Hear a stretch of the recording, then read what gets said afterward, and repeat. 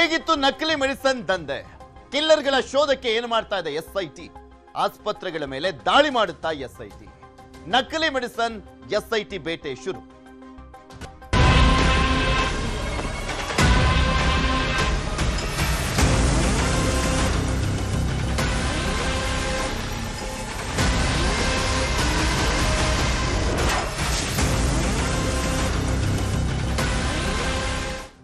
One of the most dangerous mafia ಅಂದ್ರೆ ಅದು medical mafia. ಯಾಕೆಂದ್ರೆ ಇಲ್ಲಿ ಹಣದ ವಿಚಾರ ಅಲ್ಲ, ಜೀವದ ವಿಚಾರ, ಆರೋಗ್ಯದ ವಿಚಾರ.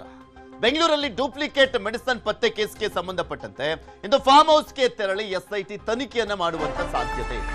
ಡಿಐಜಿ ವಂಶೀಕೃಷ್ಣ ನೇತೃತ್ವದ ವಿಶೇಷ ತನಿಖಾ ತಂಡ. ಇದು ಸೀರಿಯಸ್ ಇಶ್ಯೂ, ಸೀರಿಯಸ್ ಕೇಸ್. ಯಾಕೆಂದ್ರೆ ಲಕ್ಷಾಂತರ ಜನರ ಜೀವದ ಜೊತೆ ಆಟ ಆಡಿರುವಂತದ್ದು, ಚೆಲ್ಲಾಟ ಆಡಿರೋದು ನಕಲಿ ಮೆಡಿಸಿನ್ಸ್ಗಳ ಮುಖಾಂತರ. ಎಸ್ಐಟಿ ತಂಡಕ್ಕೆ ಡ್ರಗ್ಸ್ ಮತ್ತು ಕಾಸ್ಮೆಟಿಕ್ಸ್ ಬಗ್ಗೆ ತನಿಖೆಗೆ ಅವಕಾಶವಿಲ್ಲ. ದೂರು ಆಧರಿಸಿ ಕಾನೂನು ಕ್ರಮ ಕೈಗೊಳ್ಳಲಿಕ್ಕೆ ಮಾತ್ರ ಅವಕಾಶ ಇದೆ. ಇದೇ ಕಾರಣಕ್ಕೆ ತನಿಖೆಗೆ ಅವಕಾಶ ಕೋರಿ ಗೃಹ ಇಲಾಖೆಗೆ ಮನವಿಯನ್ನ ಮಾಡಿಕೊಳ್ಳಲಾಗಿದೆ. ಇದರಲ್ಲೂ ರೂಲ್ಸ್ ಅಪ್ಲೈ ಆಗುತ್ತೆ. ಎಸ್ಐಟಿ ತಂಡಕ್ಕೆ ಡ್ರಗ್ಸ್ ಅಂಡ್ ಕಾಸ್ಮೆಟಿಕ್ಸ್ ಬಗ್ಗೆ ತನಿಖೆಗೆ ಅವಕಾಶ ಇಲ್ಲ. ಸೊ ಹೀಗಾಗಿ ದೂರನ್ನ ಆಧರಿಸಿ ಕಾನೂನು ಕ್ರಮ ಕೈಗೊಳ್ಳಲಿಕ್ಕೆ ಮಾತ್ರ ಅವಕಾಶ ಇದೆ. ಸೊ ಹೀಗಾಗಿ ಗೃಹ ಇಲಾಖೆಗೆ ಮನವಿಯನ್ನ ಮಾಡಿಕೊಳ್ಳಲಾಗಿದೆ. ಸರ್ಕಾರ ಮತ್ತು ಗೃಹ ಇಲಾಖೆಗೆ ಪತ್ರವನ್ನು ಬರೆಯಲಿಕ್ಕೆ ಎಸ್ಐಟಿ ತಯಾರಿ ಮಾಡಿಕೊಂಡಿದೆ. ತನಿಖೆಗೆ ವಿಶೇಷ ಅಧಿಕಾರವನ್ನು ನೀಡುವಂತೆ ಪತ್ರ ಬರೆಯಲಿಕ್ಕೆ ನಿರ್ಧಾರ. ಡ್ರಗ್ ಕಂಟ್ರೋಲ್ ಬೋರ್ಡ್ಗಿರುವಂತ ವಿಶೇಷ ಅಧಿಕಾರಕ್ಕಾಗಿ ಮನವಿಯನ್ನ ಮಾಡಿಕೊಳ್ಳಲಾಗಿದೆ. ಈ ಒಂದು ತನಿಖೆಯಲ್ಲಿ ಸತ್ಯಾಂಶ ಹೊರಬರಬೇಕು. ಯಾರಿದ್ದಾರೆ ಪಾಪಿಗಳು, ಜೀವದ ಜೊತೆ ಆಟ ಆಡ್ತಾ ಇರುವಂತವ್ರು, ಆಟ ಆಡಿರುವಂತವ್ರು, ಎಷ್ಟು ಜನರನ್ನ ಕೊಂದಿದ್ದಾರೋ ಏನೋ. ಸೊ ಇದ್ರ ಬಗ್ಗೆ ಡೀಟೇಲ್ ಆಗಿ ತನಿಖೆ ಮಾಡಲಿಕ್ಕೆ ಯಾವೆಲ್ಲ ಕೆಲವೊಂದು ತೊಡಕಿದೆ ಅದನ್ನ ಕ್ಲಿಯರ್ ಮಾಡಿ ಅನ್ನುವಂತ ನಿಟ್ಟಿನಲ್ಲಿ ಗೃಹ ಇಲಾಖೆ ಮತ್ತು ಸರ್ಕಾರಕ್ಕೆ ಪತ್ರ. ನಕಲಿ ಔಷಧ ಜಾಲ ಭೇದಿಸಲಿಕ್ಕೆ ಮುಂದಾಗಿರುವಂತದ್ದು ಎಸ್ಐಟಿ. ಬೆಂಗಳೂರಿನ ಪ್ರತಿಷ್ಠಿತ ಕ್ಯಾನ್ಸರ್ ಆಸ್ಪತ್ರೆಗಳ ಲಿಸ್ಟ್ ರೆಡಿ ಆಗಿದೆ. ಅಂಕಾಲಜಿ ವೈದ್ಯರ ಹಿಂದೆ ಬಿದ್ದಿದೆ ಎಸ್ಐಟಿ. ನಕಲಿ ಔಷಧ ಜಾಲವನ್ನು ಭೇದಿಸಲಿಕ್ಕೆ ಮುಂದಾಗಿರುವಂತದ್ದು ಎಸ್ಐಟಿ. ಬೆಂಗಳೂರಿನ ಪ್ರತಿಷ್ಠಿತ ಕ್ಯಾನ್ಸರ್ ಆಸ್ಪತ್ರೆಗಳ ಲಿಸ್ಟ್ ರೆಡಿ ಆಗಿದೆ. ಯಾಕೆ ಕ್ಯಾನ್ಸರ್ ಆಸ್ಪತ್ರೆಗಳೇ ಪರ್ಟಿಕ್ಯುಲರ್ಲಿ ಅಂದ್ರೆ ಕ್ಯಾನ್ಸರ್ ಟ್ರೀಟ್ಮೆಂಟ್ಗೆ ಅತಿ ಹೆಚ್ಚಾಗಿ ಇವರು ನಕಲಿ ಮೆಡಿಸಿನ್ಸ್ಗಳನ್ನ ಮಾಡಿರುವಂಥದ್ದು. ಯಾವುದು ಹೈಯೆಸ್ಟ್ ಕಾಸ್ಟ್ ಇರ್ತಾ ಇತ್ತು ಅಂಥದ್ರನ್ನ ನಕಲಿ ಮೆಡಿಸಿನ್ಸ್ಗಳನ್ನ ಮಾಡ್ತಾ ಇದ್ರು. ಅದರಲ್ಲಿ ಮೇನು ಕ್ಯಾನ್ಸರ್. 6 ತಿಂಗಳ ಬಿಲ್ ಕೇಳಲಿದೆ ಎಸ್ಐಟಿ. ಮೆಡಿಸಿನ್ ಡಿಸ್ಟ್ರಿಬ್ಯೂಟರ್ಗಳ ತನಿಖೆಗೂ ಕೂಡ ಮುಂದಾಗಿರುವಂಥದ್ದು ಎಸ್ಐಟಿ.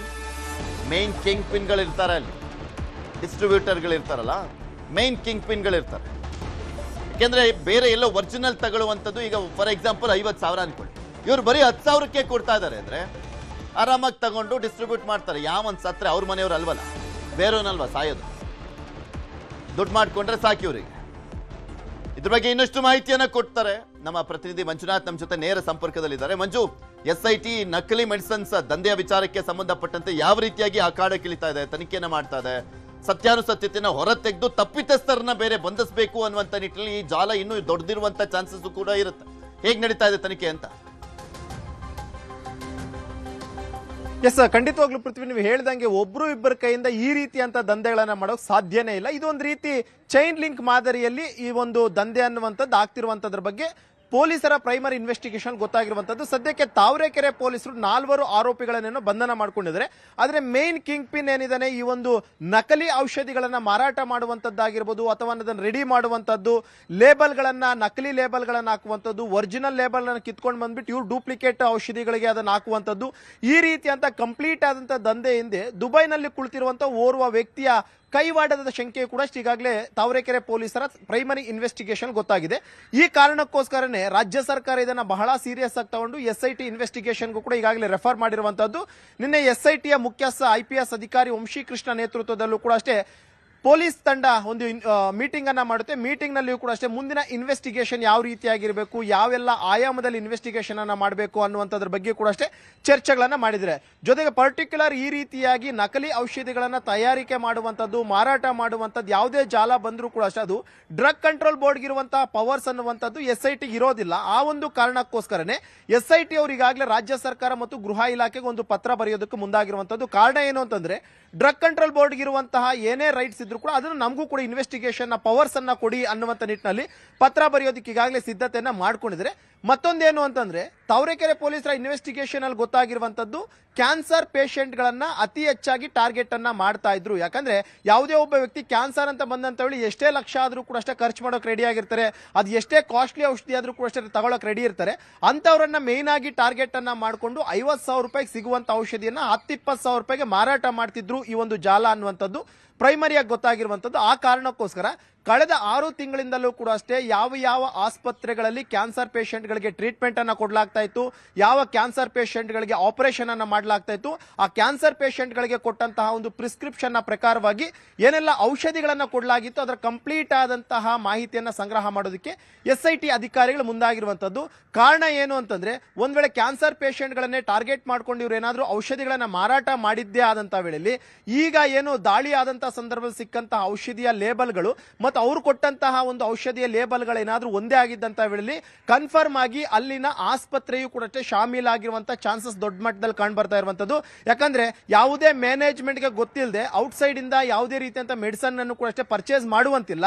ಅದರಲ್ಲೂ ಕೂಡ ಅಷ್ಟೇ ಇವ್ರೇನಾದ್ರೂ ಈ ಒಂದು ಗ್ಯಾಂಗ್ ನಿಂದ ಏನಾದ್ರೂ ಮೆಡಿಸನ್ ಗಳನ್ನ ಪರ್ಚೇಸ್ ಮಾಡುವಂತದ್ದು, ಕಡಿಮೆ ಬೆಲೆಗೆ ಸಿಗುತ್ತೆ ಅಂತ ಹೇಳಿ ಈ ಒಂದು ಗ್ಯಾಂಗ್ ನ ಜೊತೆ ಕೈ ಜೋಡಿಸಿರುವಂತದ್ದು, ಇಂಥದ್ದೇನಾದ್ರೂ ಪೊಲೀಸರ ಇನ್ವೆಸ್ಟಿಗೇಷನ್ ಅಲ್ಲಿ ಗೊತ್ತಾಯ್ತು ಅಂತಂದ್ರೆ ಬಹುತೇಕ ಮುಂದಿನ ಆ ಹಾಸ್ಪಿಟಲ್ ಅನ್ನ ಕ್ಲೋಸ್ ಮಾಡುವಂತ ಹಂತಕ್ಕೂ ಬಂದ್ರು ಕೂಡ ಆಶ್ಚರ್ಯ ಇಲ್ಲ. ಯಾಕಂದ್ರೆ ಜೀವದ ಜೊತೆ ಆಟ ಆಡ್ತಿರುವಂತಹದ್ದು, ರೋಗಿಗಳ ಜೊತೆ ಆಟ ಆಡ್ತಿರುವಂತದ್ದು, ಇದೆಲ್ಲವನ್ನೂ ಕೂಡ ಅಷ್ಟೇ ಗಮನದಲ್ಲಿಟ್ಕೊಂಡು ಸರ್ಕಾರ ಇದನ್ನ ಬಹಳ ಸೀರಿಯಸ್ ಆಗಿ ತಗೊಂಡು SIT ರಚನೆ ಮಾಡಿರುವಂತದ್ದು.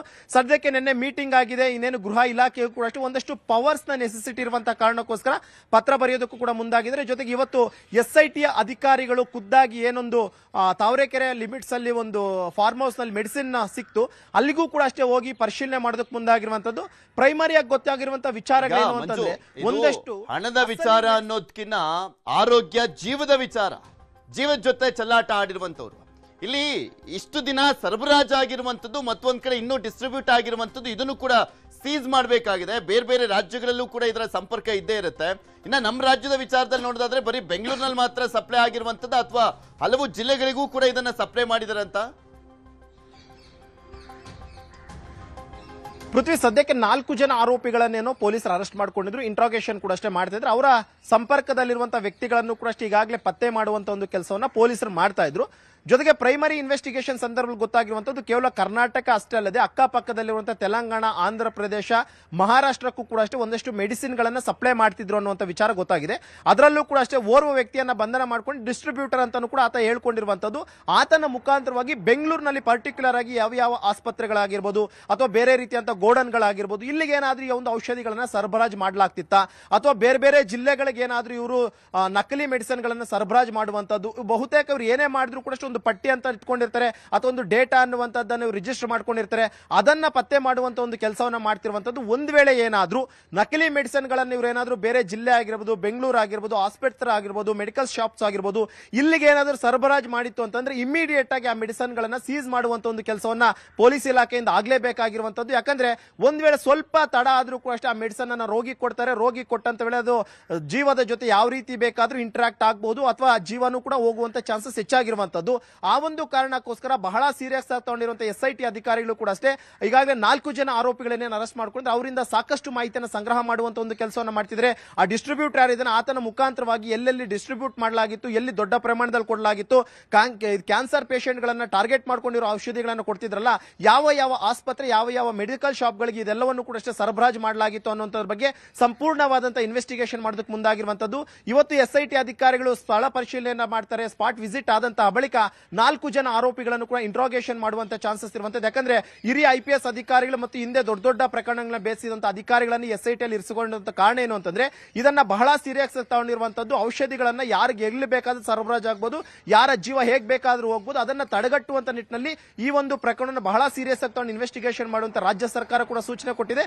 ಅದರಂತೆ SIT ಅವರು ಕೂಡ ಅಷ್ಟೇ ಸುಮಾರು 2-3 ಗಂಟೆಗಳ ಕಾಲ ಸುದೀರ್ಘವಾದಂತಹ ಚರ್ಚೆಯನ್ನ ಮಾಡಿದ್ದಾರೆ. ಇವತ್ತಿನಿಂದ ಅಸಲಿಯ ಒಂದು ಇನ್ವೆಸ್ಟಿಗೇಷನ್ ಅನ್ನು ಶುರು ಮಾಡ್ತಾ ಇದ್ದು ಈ ಮುಂದಿನ ದಿನಗಳಲ್ಲಿ ಎಲ್ಲೆಲ್ಲಿ ಡಿಸ್ಟ್ರಿಬ್ಯೂಟ್ ಮಾಡಲಾಗಿತ್ತು, ಯಾರಿಗೆಲ್ಲ ಡಿಸ್ಟ್ರಿಬ್ಯೂಷನ್ ಅನ್ನು ಕೊಡಲಾಗಿತ್ತು, ಯಾವ ಆಸ್ಪತ್ರೆಗಳಿಗೆ ಮೆಡಿಸಿನ್ ಅನ್ನ ಸರಬರಾಜು ಮಾಡಲಾಗಿತ್ತು ಏನು ಅನ್ನುವಂಥದ್ರ ಬಗ್ಗೆ ಸಂಪೂರ್ಣವಾದಂತಹ ಇನ್ವೆಸ್ಟಿಗೇಷನ್ ಮಾಡೋದಕ್ಕೆ SIT ಅಧಿಕಾರಿಗಳು ಮುಂದಾಗಿರುವಂತಹದ್ದು. ಪೃಥ್ವಿ, ಏನೇನಾಗುತ್ತೆ ಅಂತ ಧನ್ಯವಾದ ಮಂಜು ನಿಮ್ಮೆಲ್ಲ ಮಾಹಿತಿಗಾಗಿ. ಮತ್ತಷ್ಟು ಸುದ್ದಿಗಳನ್ನು